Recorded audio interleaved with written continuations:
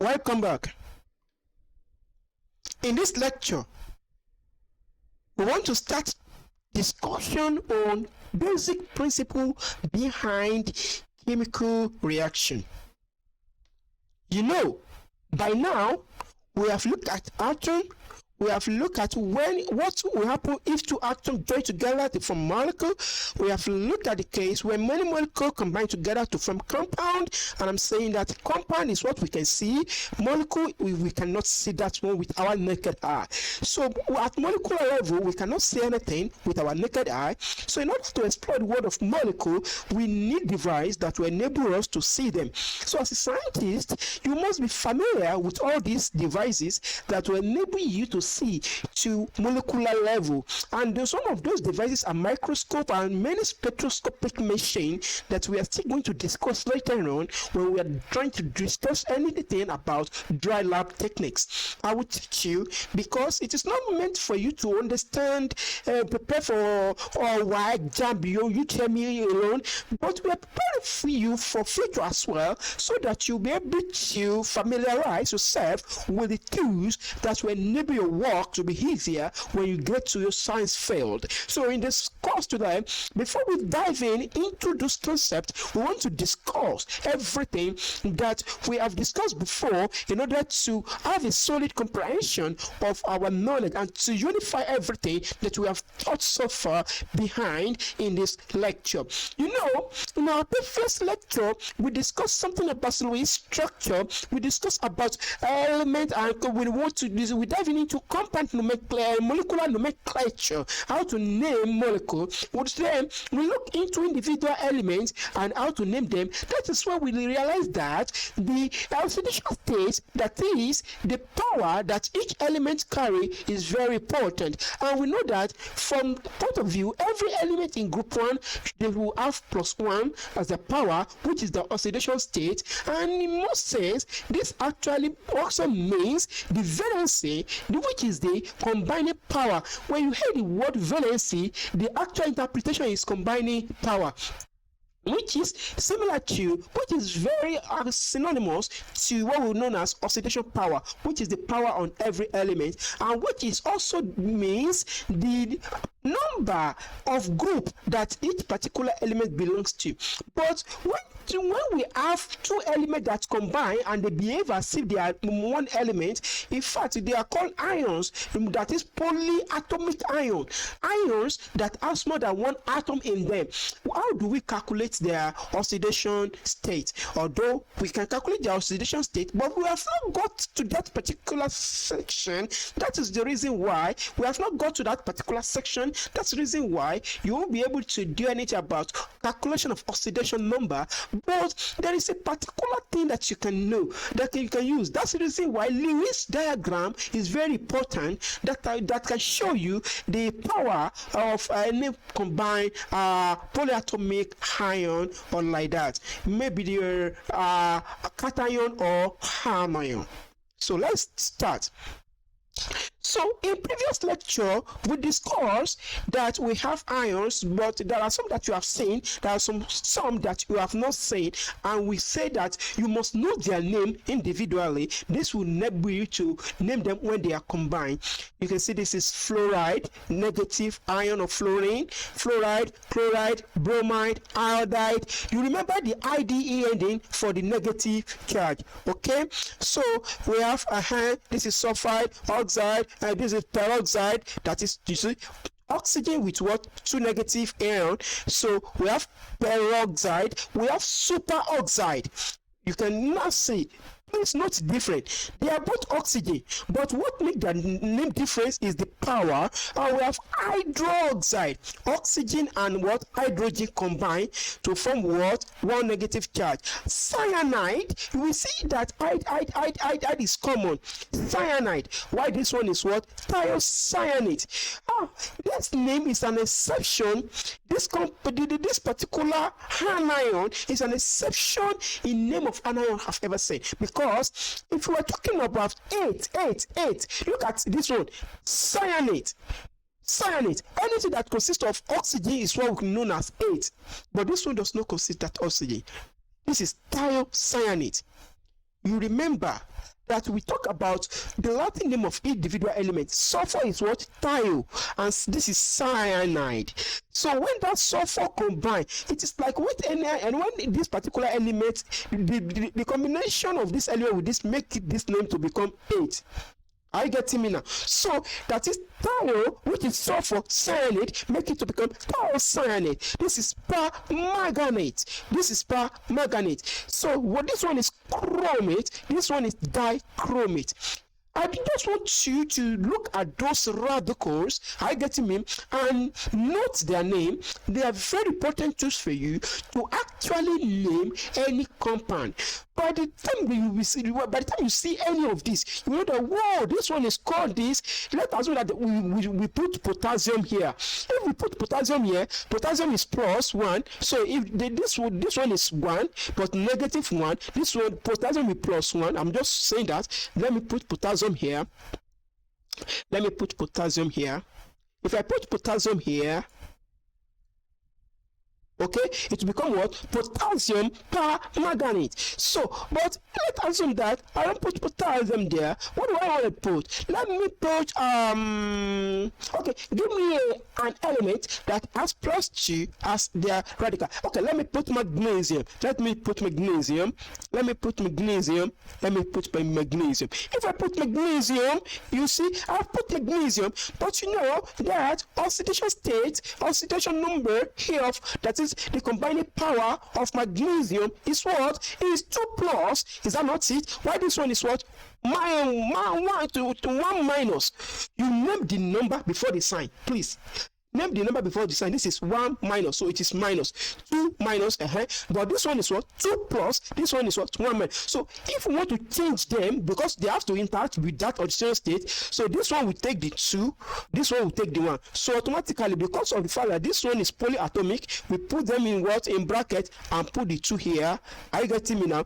This now become magnesium permanganate. Are you getting me? So in that scenario, this one will give you ability to name those particular. Now let us look at this one here. It is carbonate. This one is hydrogen carbonate. This one is nitrite. This one is nitrate. You know, when I say nitrate and nitrate, you still remember what I mean by that. So so you know that it is just 2, Abi. So this is just 2. So nitrate and nitrate. This is silicate. This is silicon with oxygen. Whenever elements combine with that oxygen and they form anion, you know, you have to put 8 in there. Are you getting me now? So this is silicate, and oxidation state is what? 4 minus. Okay, this is phosphate. This is hydrogen phosphate. You know that this is hydrogen. This is dihydrogen. You can see 2 hydrogen phosphate. Okay, this is what? Sulfite. You remember this? Why this is what? Thiosulf. This is sulfate. We have thiosulfite. We have thiosulfate. So now draw thiosulfate. What is the meaning of thio? Thio is what? Sulfur. Okay, and put sulfate.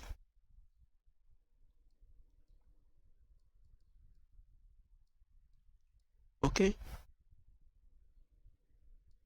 that is thiosulfate. Sorry, let me draw that negative very well. So that is thiosulfate. Now we can have any kind of manipulation, but all you need to know is that whenever you want to name elements, understand the units that you can name. Are you getting me now? Okay, we have hydrogen sulfate. You see, we have now this is case where we are coming. You can see that this section is 4. You can see, and if it is 4, you will have hypochlorite, then followed by what? Chlorite, hypochlorite, followed by what? Chlorite, then rate, and what?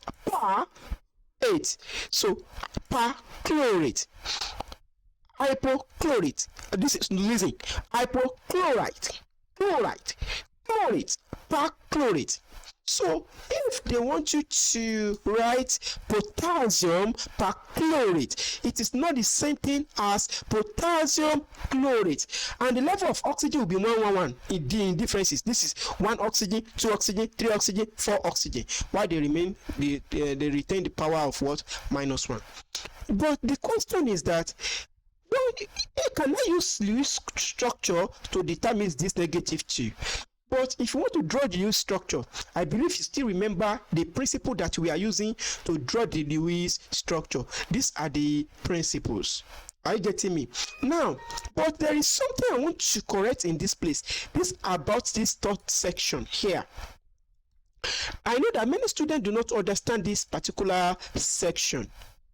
When they say that calculate the total number of electrons that will make each of the atom in the molecule has a stable electronic configuration. You know, in our previous class, when we look at ammonia, are you getting me? When we look at ammonia, we look at them individually by calculating them, and we say that, okay, it is this, it is that. But in order to make this course very clear to you, we have to look at something. Now, let us calculate the valency electron of nitrogen is 5. Is that not it? Of hydrogen is 1. We have 3. Everything is what? Everything is 8. That is what? The total valency electron. But by taking the other direction, it is no miss. You know that this one will be 8, this one will be 2. If this one is 8, this one is 2. This one, the total number of stable electrons for this is 6. The total number of stable electrons for this is what? Is 8. Everything is now what? Is now 14. If you take this particular part, there will be problem for some certain part. Now, let us now go to the correct one. This is the case I want to correct. Please, to calculate that electron, don't calculate the single electron for them. We want to calculate the total electron for this particular molecule when it has been in stable state. And this is what we need to do. Are you getting me? That's the reason why you need to be consistent for this particular lecture class. So let us see. Here, we have nitrogen. It will be single bonded to each individual hydrogen first. It will be single bonded to individual hydrogen first. Can any of these hydrogens have double bond to this particular nitrogen? No. Although we still have 2 electrons on nitrogen. This guy can still afford to do one more bond, but none of this can give that particular electron. Both of them has to give one electron. That's the reason why each of these nitrogen will be what? Single. They will have single bond bonded to that particular nitrogen. Let us now see. If we look at this, they have achieved all their stable electronic configuration. How do I mean? Look at nitrogen. This is 2, 2, 2.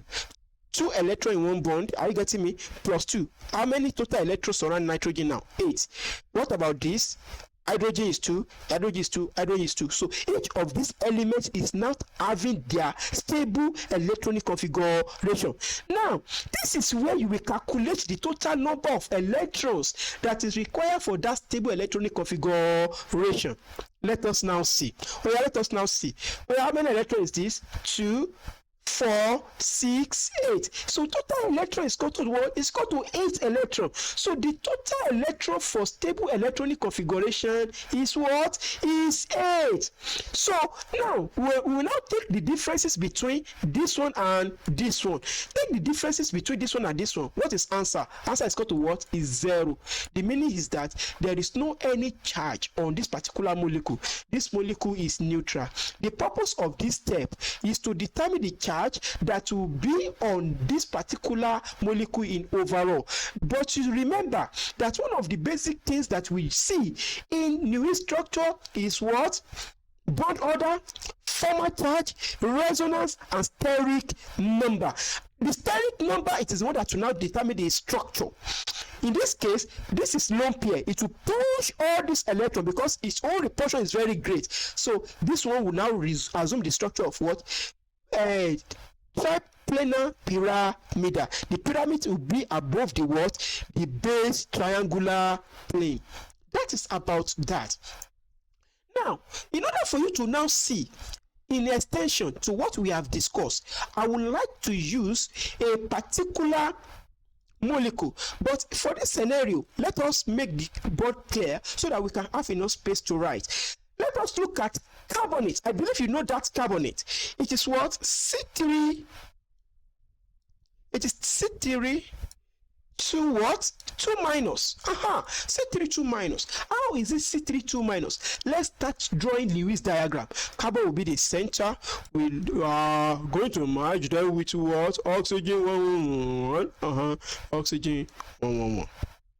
Are you getting me now? Now, in this case, there are 66 electrons on this. There are 66 electrons on this. 6 electrons on this. Is that not it? To make it stable configuration, that's what I'm talking. But let us look it from the point of view, because if we want to determine maybe there will be an extra bond, we have to look at valence electron of each individual atom.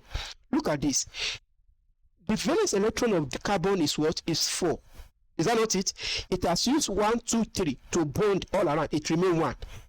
All of these still have extra electrons. So that is to say, one of these oxygen can still single bonded to this particular carbon. But which of this oxygen? Any of the oxygen, once at a time. Let us use this. Let us use this. Now, in this case, carbon does not have any electron left to make any bond again. So we cannot have additional double bond in this particular molecular structure. Now, if we cannot have this any molecular structure again, the next thing is that now let us see the electrons that remain for each of these atoms to assume their stable configuration. This one will be 6. Is that not it? 1, 2, 3, 4, 5, 6. 1, 2, 3, 4, 5, 6. 1, 2, 3, 4. Good. So any of them are now having their what? Stable electronic configuration. Let us now count total electrons that we now supply to them to have their same stable electronic configuration. And let us count the valence electron of each individual atom and sum them together. Let us begin from individual atom. This one is 4, this one is 6, but it is 3. Abi, 6 times 3, 18, plus 4. That is what? 22. So the total valence electron in the molecule is 22. Let us now look at total electron that is supplied to them to achieve their stable electronic configuration. This is what? 2, 4, 6, 8. Oh yeah, let's begin to count. 8, 9, 10, 11, 12, 13, 14, 15, 16, 17, 18, 19, 20, 21, 22, 23, 24. 24 electron is now required to make them stable. Now, let us now take the difference between step 1 and step 2. 22 minus 24. Answer is equal to what? Answer is equal to minus 2. Please, you must go in order. From the what? From the valence electron to the what? Electron of stability. This one will be first, this one will be the second. So 22 minus 24 answer is equal to what? Minus 2. Which means that we have added 2 electrons to this particular molecule to make it stable. That's minus 2. It is the one that gives this one 2 minus. So it is not a magic. That is the power of Lewis diagram. Now, another thing. Let us look for another example. SO4. Let us look for SO4. Well, I don't know. Let us not put that as oxidation state. Okay, let us go in step. So, sulfur, 6 electrons in the valence shell. Is that not it? Oxygen, also 6 electrons in the valence shell. Oxygen is what? 4. Well, this one is 1. All of them is what? 60. 6 times 5. That is 30 electron. That is 30 electron, if I'm not mistaken. That is 30 electrons. So let us now look at it. Sulfur. 1 oxygen. 1 oxygen, 1 oxygen, 1 oxygen. There is something that I want to mention about carbonate structure that we have just drawn. 1 oxygen will be what? That is carbonate, Abi. But you may be wondering that this one is double bond. It should prepare this one better. No. It is true that it is double bond. Are you getting me? But this double bond does not stay solidly on single hydrogen. It will be moving from one oxygen. It will be it does not stay singly on one oxygen. It will be moving from one oxygen to another oxygen. The rotation of this single bond, the rotation of this bond in between this oxygen is what we call resonance. That rotation, in technical term of chemistry, we call it delocalization. It will be delocalizing. It will be moving from one location to another. That's what we call delocalization of bond. That's what we call resonance. So resonance will only occur in a molecule that has at least one double bond, and this double bond should be conjugated. That is, if you say single bond, you must say double bond, single bond, double bond. Are you getting me now? That's about that. I have cleared the meaning of resonance in this course. Now look at this. This is benzene. So this is how they draw benzene. You can see that there is how many double bonds? 3 double bonds. And once you see double bond, you see single bond, double bond, single bond, double bond, single bond. So this is a conjugate double bond system. So there will be resonance. And the higher the level of resonance, the higher the stability. And remember that if you have carbon double bond, that the hybridized orbit is what? This one is sp2. Are you getting me? Bonded with what? Another sp2. So we are still going to be referring to that hybridization as we are going in this course, but you have learned the basic concept of hybridization. Okay, let's go back to where we are. So let us see here. Sulfur is 6. Hey, look at this. Look at this. Sulfur is already achieved octet stability. But you know that sulfur can expand its octet because the valency shell is shell number 3, which can still take 80 electron stability. How do I mean? It can still achieve 80 electron stability, but you know that sulfur has only 6 electrons in the outermost shell. Out of that 6 electrons, it has used 4 here. 1, 2, 3, 4. So it remains only 2 electrons. So for that 2 electrons, it can use one for this. It can use one for this. The reason why I use this and this is because I cannot use this. I want to make the bond conjugated. Conjugated in the sense that if I see single bond here, if I see double bond here, I must see single bond here. That is the technical diagram for this particular structure. You are asking me. Now, in this case, if you look at the total electron that surrounds sulfur, 2, 4, 6, 8, 10, 12. 12 electrons. Somebody will say that, why sulfur is having 12 electrons? It's supposed to be H now. Well, we are supposed to have octet stability. Don't forget that sulfur is in period 3 and the outermost shell is shell number 3. Its normal stable configuration is 80 electron stability. That's the reason why sulfur have ability to expand its octet. But also remember that it does not have more than 6 electrons in that outermost shell. So by looking at it, it can share only 6 electrons. Are you getting me? That's the reason why it is able to share 2 with this. Now in this place, sulfur share 2 with this oxygen. It share 2 with this oxygen. That is 4. Abi, 2 with this, that is 4. It share 1 with this, it share 1 with this. That's total of what? 6 electrons. 6 electrons. Now, in this case, this is the diagram, but we still need to do something. We cannot add any other electron to sulfur. Are you getting me? Are you getting me? So now let us look at these guys. This one will be what? 1, 2, 3, 4, 5, 6. This one will be 1, 2, 3, 4. This one will be what? 1, 2, 3, 4, 5, 6. Sorry. Let us put it like that. I'm supposed to put it here, but let us put it like that, please. Okay. 1, 2, 3, 4. Let us now count. together. This is 12. You know that this is 12. Abi 1, 2, 3, 4, 5, 6. So this is 12 electron. 13, 14, 15, 16, 17, 18, 19, 20, 21, 22, 23, 24, 25, 26, 27, 28, 29, 30, 31, 32. We now have 32 electrons in stable configuration. What is their difference? -2. That is the reason why this sulfate is having 2 minus oxidation state.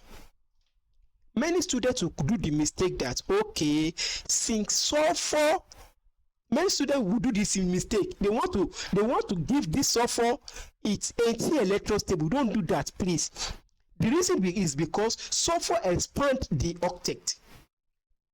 Are you getting me? It expands the octet. Don't do that. Because if I want to make this one to be 80 electron stable, how many is here?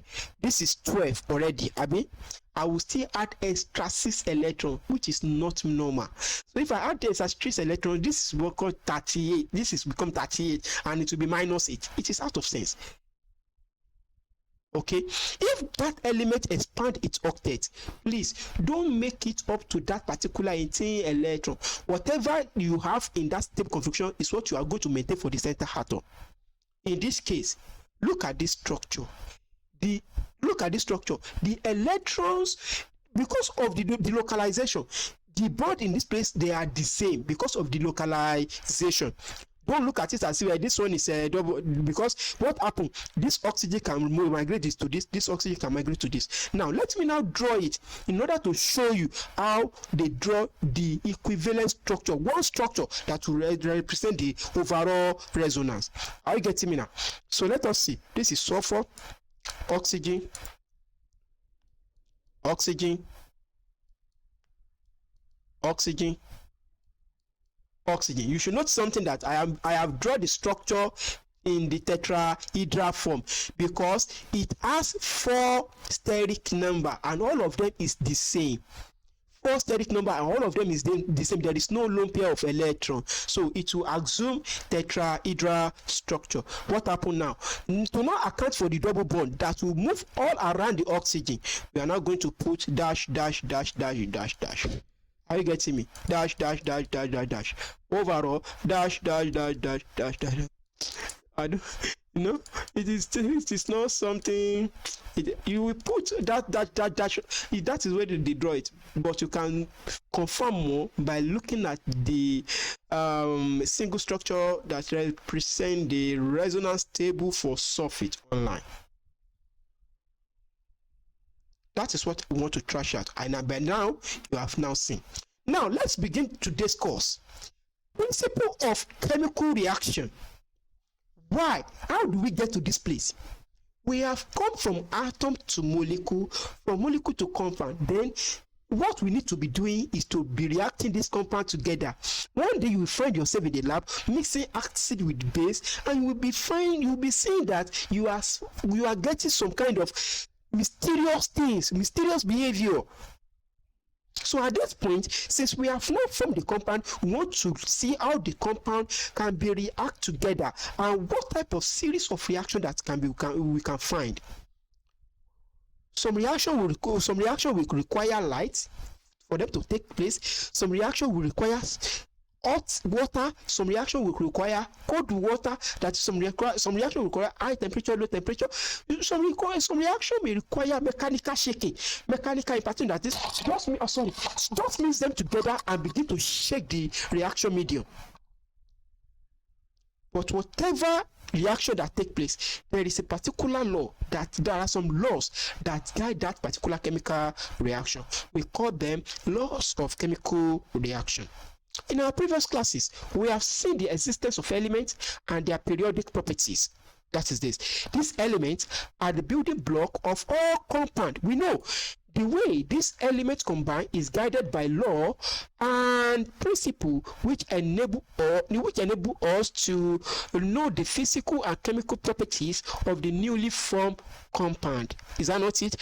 From its constituent element. So compound formed from their constituent element, their transformation and their nomenclature. Of course, we have seen that And in this lecture, we will begin by looking at the principle of chemical combination, which are number 1, law of conservation of mass, law of definite proportion, law of multiple proportion, Avogadro's law, law of combining volume. Now, this law is stated by Anton Lavoisier. This law is stated by Joseph Sprout. This one is stated by what? John Dalton. This one is stated by what? Avogadro. This one is stated by Gay-Lussac. Whenever you remember the law, please remember the scientist that created it. It is not easy, I know. But for examination purpose, please try to put the name of the scientist in mind to give them reward of hard work that they have done in line of science. You will also join them, then you will want people to reward you for your hard work. That's the reason why your name has to be remembered.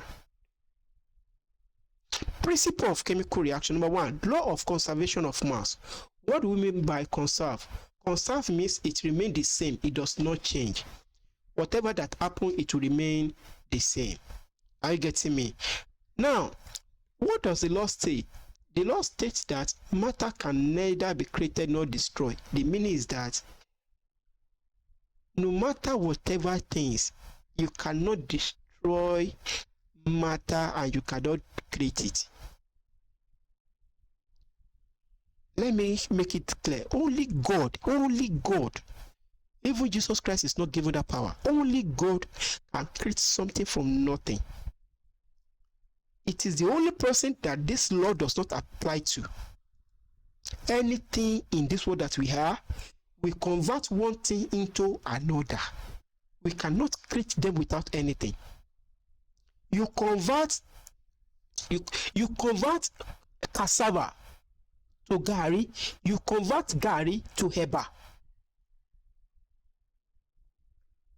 Are you getting me?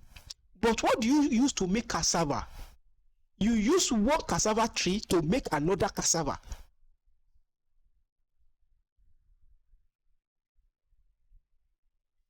You use rice. We eat rice. How do we combat rice? We use rice to build rice.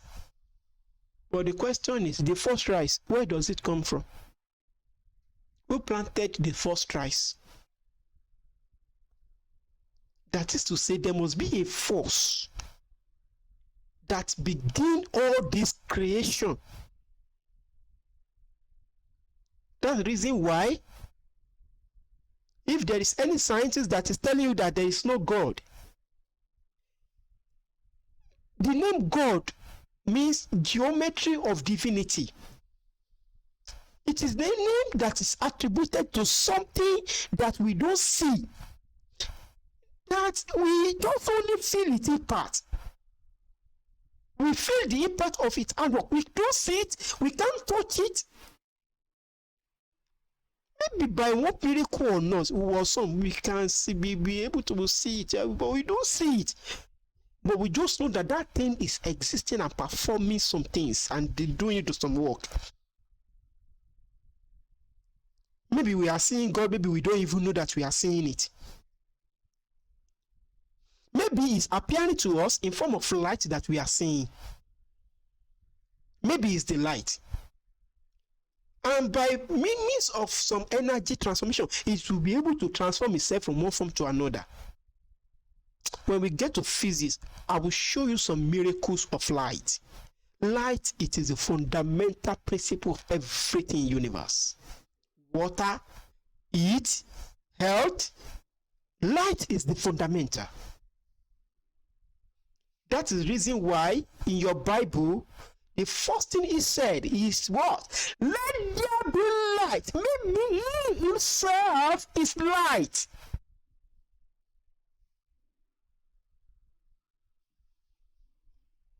Only God can create something from nothing. Nothing else in existence can do that, not even Jesus Christ. Law of conservation of mass. Conserve means the same. You can never create it, you can never destroy it, but you can convert it from one form to another. State that matter can neither be created nor destroyed. but can be converted from one form to what? Another.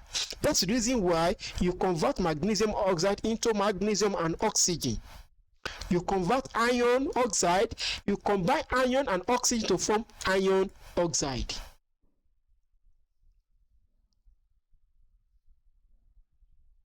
This law, it is the law behind balancing chemical equation.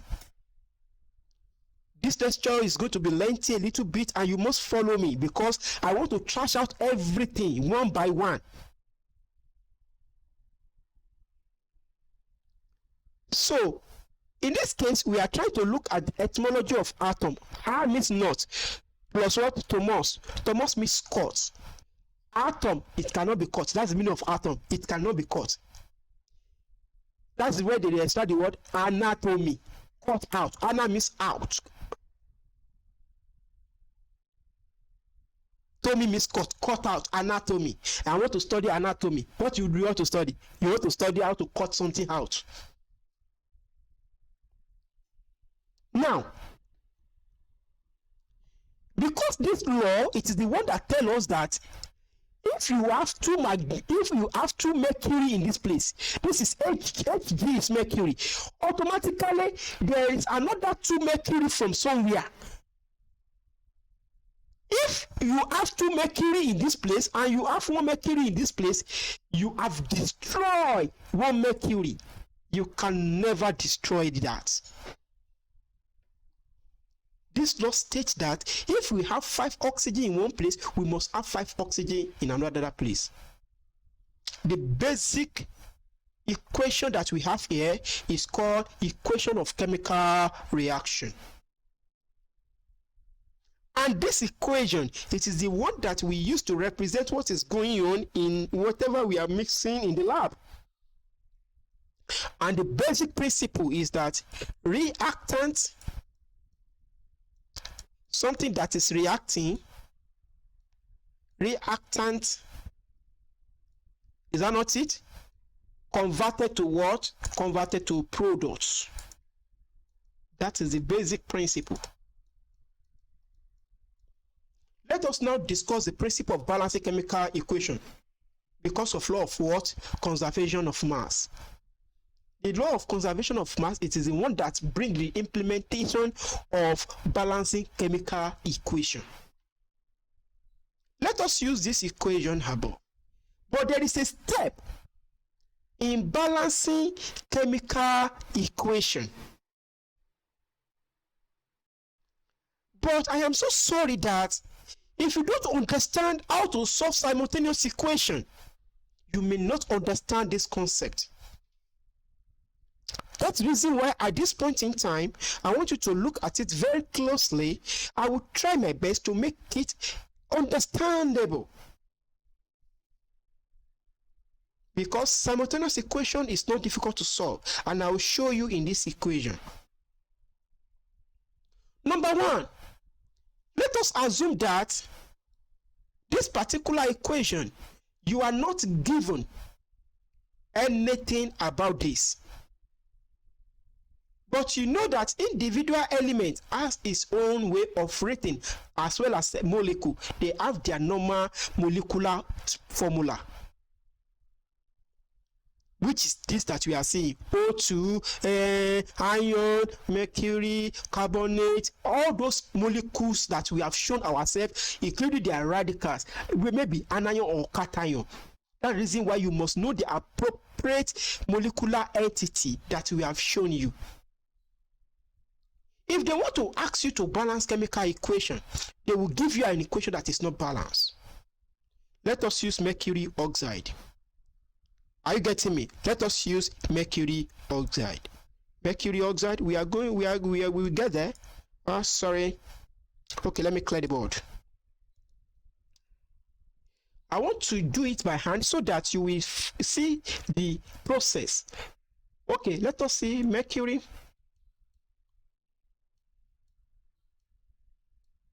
oxide into mercury. The normal molecular formula of mercury is that Hg plus The normal molecular formula of oxygen is what? O2. So they will now ask you, is this equation balanced? Oh yeah, let us see, maybe it is balanced. 1 mercury is here, 1 mercury is here. How many oxygen is here? 1 oxygen. How many oxygen is here? 2 oxygen. Oxygen is not balanced. This makes this equation not to be balanced. In order to make it balanced, what you want to do is to find the value of coefficient that is in front of each individual element. 1 is here, but it is not shown. Are you getting me? So, in order to now find the number, what we need to do is to represent those numbers with a variable, because in balanced chemical equation, we don't know them.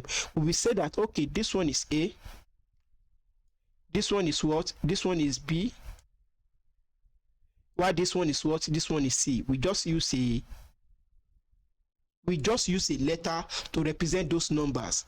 Although when the equation is balanced, this A will be equal to 2. This B will also be equal to 2, while this C will be equal to 1. But let us see how they will arrive at. Now, the first thing that you need to do is to identify the equation that is not balanced. That is principle number 1. Are you writing down? The next thing, the second step, is to use a variable to represent the missing coefficient. That is number 2. Number 3, identify the number of elements in the reactant. Listen, identify the number of elements in the reactant.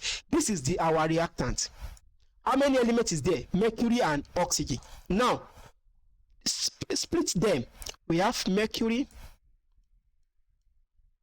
we have oxygen. That is step number 3. Identify and split the number of elements. So we have 2 elements. For each of these elements, we are going to write an equation. That is step number 4. For each element, we are going to write an equation. That will give us 2 equations. So what is the equation? You know that we have reactant going to product. Are you getting me now? So this arrow will now be represented with what? Equal to. This arrow means equal to. Are you getting me? In chemical language, chemical convert to mathematics now. This arrow means equal to. That is, mercury oxide is equal to what? Mercury plus what? Oxygen. Is that not it? So let us now write out equation for the mercury. For mercury, how many mercury is here? We have A mercury. A mercury. Are you getting me? Is that not it? A mercury, which is equal to what? Which is equal to what? B mercury. The reason why I don't put mercury is that mercury will cancel mercury. It will now become equal to what? A equal to B. This equation has shown that for mercury, A is equal to what? A is equal to B. Let us now see for oxygen. For oxygen, how many oxygen now? We have A oxygen. That is equal to what? That is equal to what? Oh yeah, look at this. C, but there is 2 here. You multiply the 2 numbers together, making what? 2 multiplied by C is equal to what? 2C. Now, this is equation 1. This is equation 2. In order to solve this equation, the basic principle number 5 about balancing chemical equation is to assume that one of these variables is equal to 1. If you forget this step, you won't be able to solve that equation. To solve this equation, assume that one of these variables, either A, B, or C, assume that it is equal to what? Is equal to 1. Let us take A to be equal to 1. Let us assume that A is equal to 1. Are you getting me? You will now see what I'm talking about. Let us assume that A is equal to 1. If A is equal to 1, oh yeah, go to equation 1. If A is equal to 1, what is meaning? The meaning is that B is also equal to 1 because A is equal to B. B is equal to 1. Let us now look at it. Let us now use it to solve the second equation. A is equal to what? 2C. Is that not it? What is A? A is equal to 1. What is value of C? To now find the value of C, you move 2 to this side. So C will now be equal to what? C will now be equal to what? Or move 2 to this side. It will now be equal to what? A divided by what? 2. Is that not it? What is A? A is equal to 1. The implication of this is that, or I put 1 here. C is equal to 1 all over 2. So C is now equal to what? 1 all over 2. Now, since we now have the value of A, B, and C, let us put it into this equation. A is equal to what? A is equal to 1. That is to say, we have mercury oxide. Yes. Go into what? B is equal to 1. We have mercury. C is equal to what? C is equal to what? 1 over 2. 1 over 2 of what? Of oxygen. And 1 over 2 of oxygen. If you look at it, 2 will cancel 2. This is half. This is half. Half times 2 is equal to what? 1. You will multiply the two number. Now, in this scenario, this equation is now balanced because everything here is equal to what? 1. But you may be wondering, why is it 2? In chemical reaction, this fraction is not allowed. You will now multiply everything by 2. We now multiply everything by 2. We use 2 mercury oxide. Is that not it? Into what? Oh yeah, multiply this one by 2. 2 mercury plus what? Multiply half by 2. Oh, it will now be equal to 1. So this one will now be what? 2. So this is the basic principle behind balancing any form of chemical equation. Now, another example that I want to show you in this class is the reaction between C2H6 plus oxygen. H2H6 plus oxygen, okay, to give us CO2 plus water. So now, in order to balance this chemical equation, you need to follow those steps so that you will be able to balance them. I told you that the basic principle that you need to know after writing the equation, once you have written the equation, assume that one of that parameter is equal to what? 1. Now, let's go through the step. Write the equation. Are you getting me now? And input your coefficient. Let me say I want to use x of C2H6. That x will later be a number, but I don't know it for now.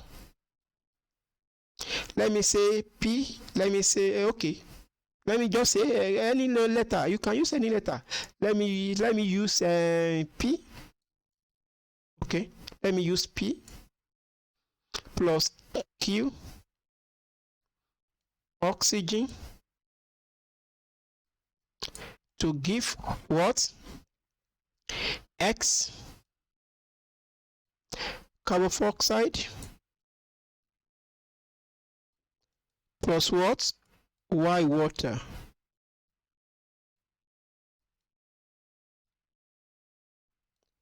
Now, what is P? What is Q? What is X? What is Y? We are going to know. The next one, so the first one is to put those variables, okay? The next step is to identify the number of elements in the reactant. This is our reactant, is that not it? how many elements? We have carbon, we have hydrogen, we have oxygen. No matter the equation, even if they give you something like this, let me write the equation out. But it's very complex. K2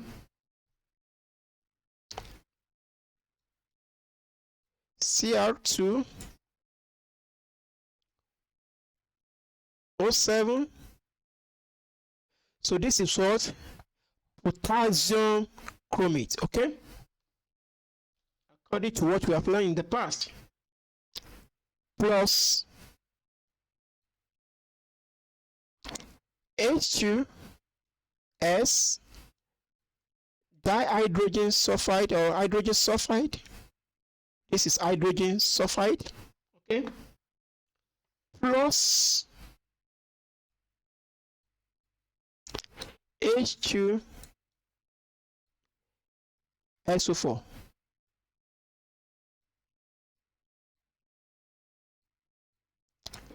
You want to cook your stew.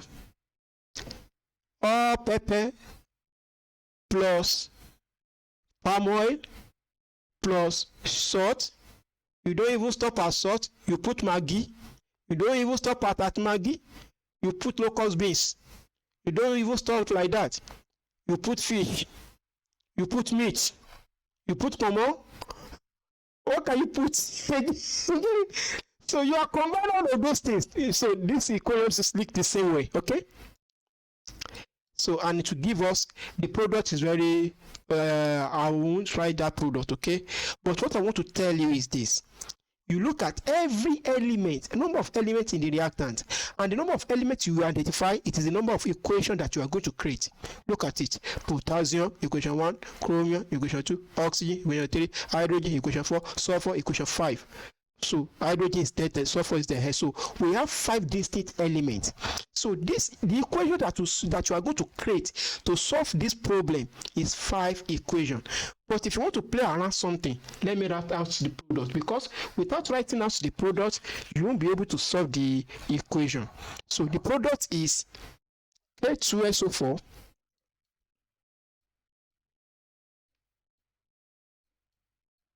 you can play around with it by yourself, plus Cr2SO43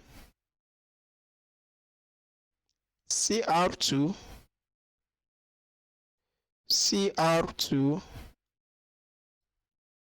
SO43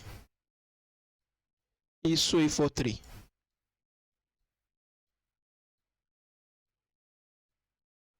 SO43 plus H2O plus H2O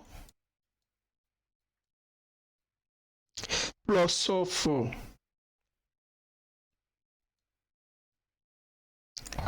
So you are the one that will balance that chemical equation. Try to balance it by yourself. So if you can get 1 for this, if you can, let me see.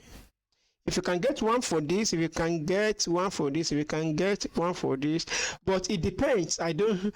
But what I'm saying here, I just write the equation out. I need to work it out to balance it. This one is balanced. Cr2 and Cr2 is balanced. K2 is balanced. What is next? Oxygen. How many oxygen is here? I have 7 oxygen here. I have 4 oxygen here. Total is what? 11. I have 4 here. 4 times 3. This one is 4 times 3. 12. 12 plus 4. 16 plus 1. 17. It's not balanced at all. So that's the reason why you... So you know how to go through that. So let us now go through that using this equation.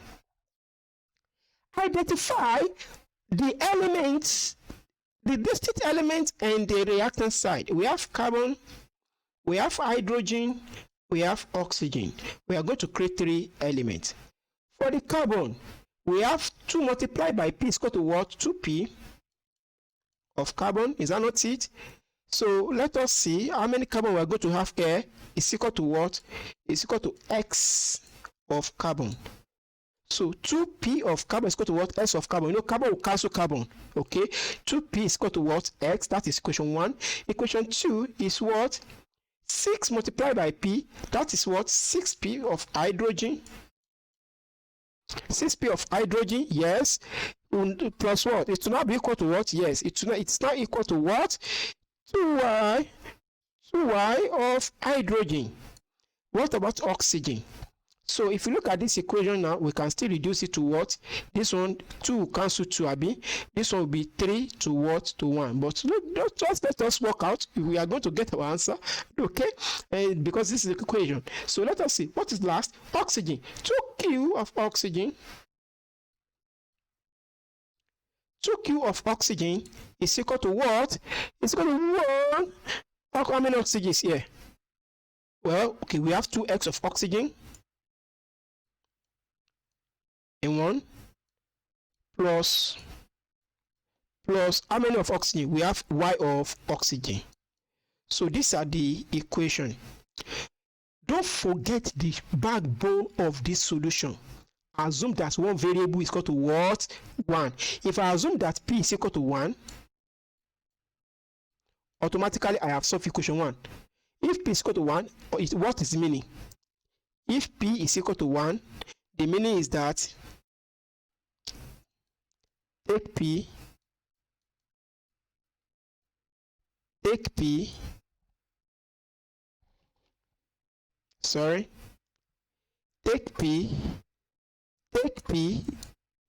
1. Okay? If I take p to be 1, that is to say I'm assuming that p is equal to 1. Are you getting me? Although the real value of p will still come out at the end of the day, and it may be 1. So automatically use this equation. Look at equation 1 now. If p is equal to 1, put 1 is in 1 here. 2 times 1 is equal to what? 2. That is 2 is equal to what? X. The implication is that x is equal to what? Is equal to 2. In that scenario, we have finished equation 1. Let us go to equation 2. We have 6p is equal to what? 2y. We know the value of p to be 1. Abi, 6 multiplied by 1 is equal to 6 is equal to 2y. So what happened? 2 will cancel 2 from 6. That is to say y is equal to 3. Y is equal to what? 3. In that scenario, we are done with what? Equation 2. We have known the p and y. So let us go to equation 3. The equation 3. We know the value of x, we know the value of y, but we don't know the value of q. So, and 2 is here. We have to divide all of this equation by 2. So that we divide both sides by 2. Is that not it? So, this equation is telling me that, this equation implies that q, is that not it? Q is equal to what? 2x plus 2y, everything divided by 2. But what is our x? Our x is equal to 2. Abi, 2 times 2 is equal to 4. What is our y? Our y is equal to 3 plus 3. That's equal to 7. So everything divided by what? Divided by 2. So we have 7 divided by 2. So our q is equal to what? Is equal to what? 7 divided by 2. So we are through with equation 3, and we have known the value of what? P, X, Y, Q, which is what? P is equal to 1. Sorry, the letter be like, it's like R, but it's got to be P, not R. Okay, let me put it out. So we have P, better like this, Abi, be equal to 1. And what do we have next? So we have p to be equal to 1. We have x to be equal to 2. We have x to be equal to 2. Is that not it? And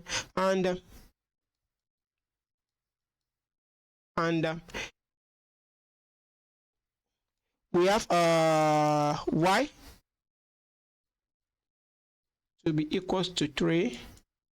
Please look at the screen very well. Sorry about that 3, okay?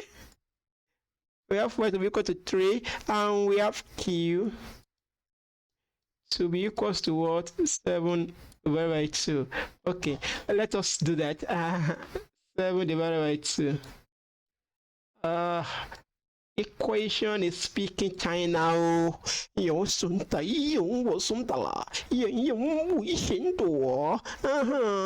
to solve? Now, it has solved.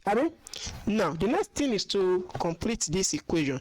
And we said that we are going to eliminate that fraction.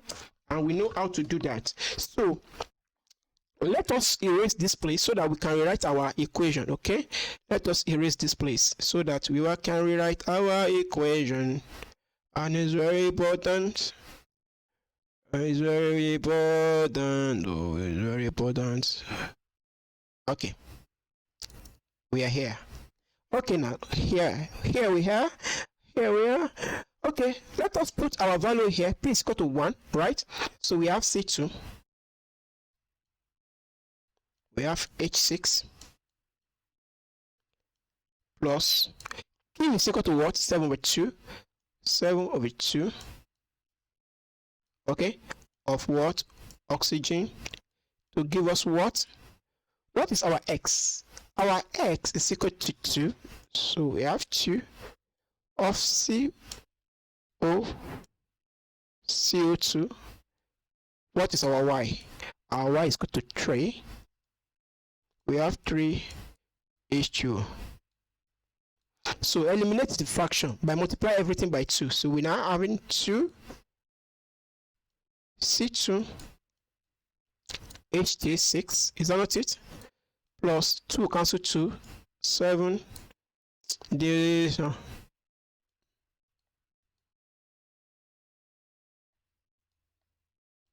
Okay. Plus 7. Sorry, okay. I want you to be very close to that sign. Plus, okay. Plus what? Plus 7, because 2 will cancel 2. I'm dividing everything by 2. Plus 7. Oxygen, isn't it? To multiply this one by 2. 4. CO2. Plus, multiply this one by 2. 6 H2O. So this is the balanced chemical equation for this particular reaction. 2 of this, 7 of this, 4 of this, 6 of this. So this equation is now balanced. If you look at it, there is 4 carbon here, there is 4 carbon here, there is 12 hydrogen here, there is 12 hydrogen here. How many oxygen? 14 oxygen. How many oxygen is here? Let us see. Look at it. 4 times 2, 8. And 2 times... What is this? I can't believe this. 7 oxygen. Something is wrong somewhere. I'm sorry. So 7 times 2 is 14. How many oxygen is here? 2 times 4, 8. How many oxygen is here? 6 oxygen. I am multiplying this to, it's not hydrogen. So that is 14. So this equation is what is balanced. Every element has its own value. So this is the implication of law of conservation of mass and how to balance chemical equation. You have received the basic principle. Go on and balance as many chemical equations as possible until you become an expert. Then the second one is the law of definite proportion. Now, what does this law state? It states that in a given chemical compound, the proportion by mass of the elements that composed are fixed. That is to say, every chemical compound consists of fixed amount of elements, independent of origin of the compound or mode of preparation. Law of definite proportion. It is the one that is telling us that every compound consists of definite amount of elements in fixed proportion by mass. This proportion is by mass, it's not by number of mole, it's not by any other thing. Then in this definition, you must remember this. You must remember that every compound consists of what? Fixed amount of elements in definite what? Proportion by what? By mass. Are you getting me now? Consists of a definite proportion of elements by mass, and it is independent of anywhere of any mode of their preparation. That is to say, you may prepare copper oxide. Are you getting me? You may prepare copper oxide by burning your copper wire in thermal energy. In fire, it will become copper oxide, because in fire, oxygen will be forced to react with copper. It will now, copper from the dark red color will now convert it to black copper oxide. Now, another way you can prepare copper oxide by thermal decomposition of copper nitrate.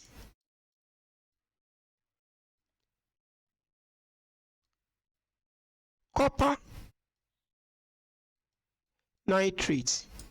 This guy is 2, this guy is 1, so this one will be 2. So you can also prepare it by thermal decomposition of what? Copper nitrate, and you are going to get copper oxide. What we are telling you is that the copper oxide that you prepare from thermal decomposition and copper oxide that you prepare by combining copper and oxygen directly, they are the same in nature. They contain the same elements in the fixed proportion by mass. The number of carbon that will be here, the fixed amount of copper that will be here, it will be equal to what? Fixed amount of copper that will be here, the fixed amount of oxygen that will be here. Are you getting me now? That is what we are saying. This law is telling you that you can prepare a compound using different method in anywhere in the world, and you are going to get the same thing. Are you getting me? This is what the law is all about. There is another one, law of multiple proportion. Law of multiple proportion. What does it state? It states that when two elements form a series of compound, when two elements form a series of what compound, that is, they form more than one compound, the mass of one element, the mass of one element combined with fixed, you see, combined with fixed mass of another element are in the ratio of small integer. That is, they are in the ratio of simple proportion. They are in this ratio. They are in the ratio. But what they are saying is this: we have two elements that want to combine to form compound. If one is fixed to be 5, the second one must be varied. That is to say, the very amount of one element combined with fixed amount of another element in definite ratio. That is the meaning of this law. This one can be 2. Okay. It can be 4. It can be 10. It can be 15. But this one will never be greater than what? 5. But note, it can be any element. But you must say that there are two. One must be fixed amount, while one will be variable amount. In this one, there is fixed amount of what? Carbon. Sorry. There is fixed amount of carbon that combined with variable amount of what? Oxygen. Are you getting me? So we have looked at the law of conservation of mass, law of definite proportion, law of multiple proportion.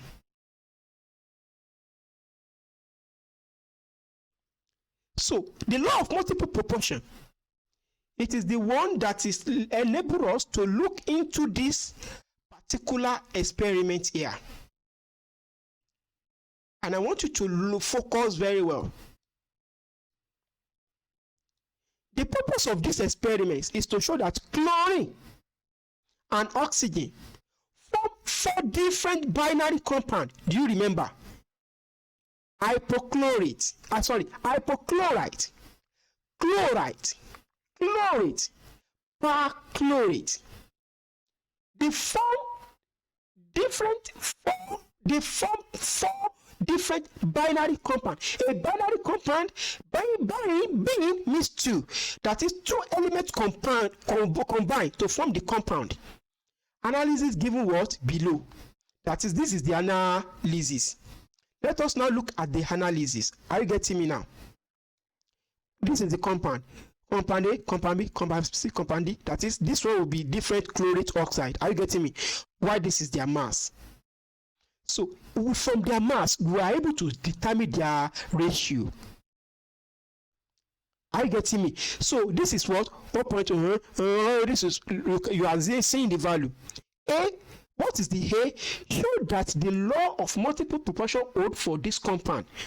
B, if the formula of the compound of A is a multiple of C2O, then determine the formula of BCD. What are they saying? You are going to perform some calculation. And how are you going to perform that? It is given, but this calculation, it is not yet section for that calculation. We are still coming to that. Are you getting me? But you just want to illustrate how they determine that if there is a particular compound that have multiple form, there is a particular experiment that we can carry out to note that there is a variable amount of one element that combine with fixed amount of another element. This is what this experiment is trying to prove for us. Are you getting me? So what they are trying to do in this experiment is to divide this particular masses with the smallest one. Let us look at which one is the smallest. This one is 0.2222. This one is 0.9. So if you want to perform the experiment, there is a way you can perform the experiment to determine the mass. In this experiment, mass of oxide combined with what? 1 gram of chlorine. Why are we looking at the mass of oxygen? Because it is the oxygen that vary, but that chloride remain constant. It will be 1. So this is the 1 gram that converts with what? 0.22, 0.9, 1.3. So now for this oxygen, you are now going to, this is the basic principle. Look at the smallest value and divide everything by the smallest value. If you do that, you are going to get this value here. Are you getting me? This is division. Are you getting me? You are going to get this value here. 1, 4, 6, 7. Are you getting me? So the ratio are whole number to higher degree of precision. And the law of multiple proportion is satisfied. Ratio of the whole number also will have satisfied the law. This is the whole number ratio here. Are you getting me? 1, 4, 6, and what? 2. So in that scenario, what they are telling you is that in this case now, we are having 1 mole. Are you getting me? We are having 1 mole of this, 4 mole of this. Are you getting me now? 7 mole of that. So if the compound has a formula that is same multiple of this, that is, this is the basic multiple, then what is the oxide of all other one? What then? Compound B will be what? Cl2O2. Why? This is because look at compound B. Compound B is 4 times of compound 1. Is that not it? So take the compound 1 as the basic. Are you getting me? That compound 1 is what? Is ClO2. That is compound 1, which is A. Are you getting me now? So if compound 1 is 1, so compound 2 will be this one multiplied by 4. If we multiply this one by 4, we are going to get that. So multiply this one by 4. This one is going to be 8. This one is going to be 4. So that is to say it will be one of these by the proportion. Then the compound B is C2O2. Sorry, chlorine 2 oxide 4. That is to say this is C2O2. So multiply this one, double it. This one will be 2. This one, know that this is 4. Are you getting me? So that is that for that. I think there is something missing in this case. But for this series, we are not going to look into the basic details of this. There is a section that we prepare for that will enable you to understand what they are doing in this place. But the takeaway is that whenever you have a series number for any variable element like this, you need to divide everything by the smallest value. Once you divide it by the smallest value, you'll be able to get your ratio, and that ratio, it is the one that you are going to be using to figure out your work. I know that the ratio now is that you don't get how we figure out the ratio. Just put this one apart. Don't let me say it for now. Okay, we will say it in the next class. So there is another one, law of combining volume. Gay-Lussac law of combining volume. What does it say? The volumes, this is for gaseous reaction in most cases. Are you getting me? The volumes of two reacting gases, that is, do you see, is for gaseous reaction. At the same temperature and pressure, this condition must be met. Don't change that temperature and pressure. So the volume is vary. For gas reaction, there are 3 parameters: temperature, pressure, and volume. If temperature and pressure is remain the same, what happens? Volume will vary. The volume of two reacting gases are in the ratio of simple integer. Moreover, the ratio of the volume of each product gas to the volume of the either reacting product is the same ratio of simple integer as well.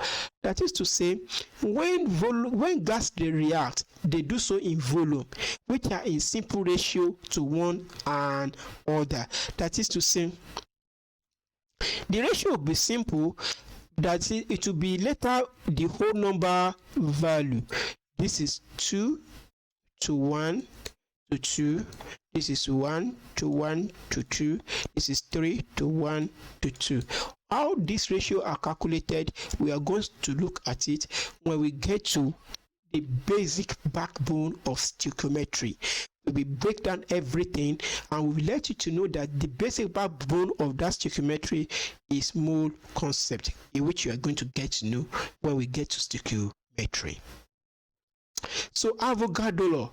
Avogadro Law states that equal volume of all gases at the same temperature and pressure contain the same number of molecules. This law, it is the only law that look into individual molecule in a compound that undergo chemical reaction.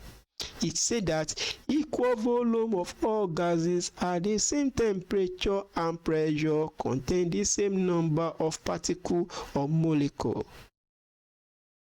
Okay? Now, equal volume of all gases. Volume must be the same. 5 millimeter cube or 5 mil. The volume must be the same at the same temperature and pressure. Everything the same. Are you getting me? Then we are going to have equal number of molecules. This is how many? 1, 2, 3, 4, 5, 6. This is how many? 1, 2, 3, 4, 5. Look at this. This is oxygen now. This is another one. So this is hydrogen. Let us see. How many oxygen is here? 1, 2, 3, 4, 5, 6. 1, 2, 3, 4, 5, 6. So we have how many mole? We have 2 mole. 2 mole means equal number of boxes. So how many mole of, this is 2 mole of what? Hydrogen. How many mole of oxygen? 1 mole of oxygen. 1 box of oxygen. So for the 2 mole, we are going to have the total of what? 12 particles. For 1 mole, we are going to have how many total particles? 6 particles. When they react, what will happen? We are now going to get what? 2 mole of water. So we are going to get 2 mole of water. The reason for that is that this one here, each of this will split into 2. Each of this will split, and they will be able to react with 1. Okay? So that is about Avogadro law. So each of this law has its own implication. Each of the law has its own implication. Law of conservation of mass imply balancing chemical equation. Law of proportion, law of definite proportion imply amount by mass of a substance is fixed no matter the origin. The amount of substance, if it is the same, the law of definite proportion implies that amount by mass of a substance is fixed no matter the origin. The gold that you found in ocean, it is the same gold that you are going to find while you dig the ground. It is the same gold. Law of multiple proportions imply that multiple form of a compound can be formed by fixing the amount of one element and varying the amount of another element. Law of gaseous volume imply that volume can be used to gauge the amount of gaseous elements that will react. Avogadro Law imply condition that a gas before containing the same number Avogadro Law implied the condition that a gas will be the same in number of particles before and after the chemical reaction. That is what they are trying to say here.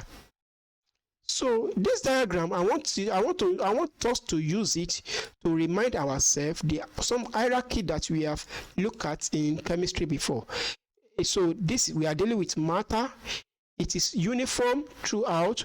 If it is uniform, it is homogeneous. Homo means the same kind.